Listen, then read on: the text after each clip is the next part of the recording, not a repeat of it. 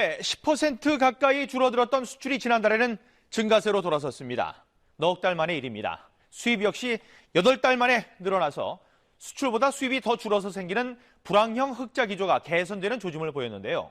이렇게 최근 그동안의 추세와는 다른 반전의 지표들이 잇따라 나오면서 경기가 바닥을 치는 것 아니냐는 말이 조심스럽게 나오고 있습니다. 하지만 아직은 좀 더 지켜봐야 한다는 시각이 우세합니다. 이호울 기자가 심층 보도합니다. 지난달 수출 반등을 이끈 건 석유 제품과 스마트폰을 비롯한 IT 제품입니다. 특히 석유 제품은 유가 상승 등에 힘입어 30% 가까이 증가했습니다. 스마트폰과 함께 무선통신기기, 반도체도 선전하면서 선박, 철강, 자동차의 부진을 만회했습니다. 수출 갭이 어려움에도 불구하고 10월 수출이 4개월 만에 플러스로 전환한 것은 잘하고 있는가 아닌가. 긍정적인 것은 수입도 증가세로 반전했다는 점입니다. 원자재와 자본재 수입이 는 것은 그만큼 경제활동이 활발해졌다는 얘기입니다.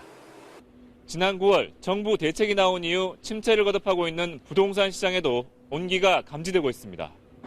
350여 채가 미분양으로 남아있던 이 아파트의 경우 최근 20일 만에 160채가 팔려나갔습니다. 한 달에 두세 개도 팔기 힘들었습니다. 근데 최근에 이제 정부 대책과 이 할인 분양이 맞물려서 하루에 10개씩 평균적으로 나가고 있고. 수도권 아파트 경매 시장의 감정가 대비 낙찰가 비율도 2달 연속 상승세를 나타냈습니다.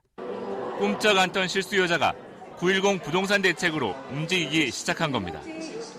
기업들의 생산활동 척도인 광공업 생산도 지난 9월 석 달 연속 감소세에서 벗어났고 소매 판매도 다소 늘었습니다. 그렇다면 이 같은 지표 반전을 어떻게 봐야 할까요? 우리 경제가 최악의 바닥을 지난 게 아니냐는 조심스러운 시각도 물론 있습니다.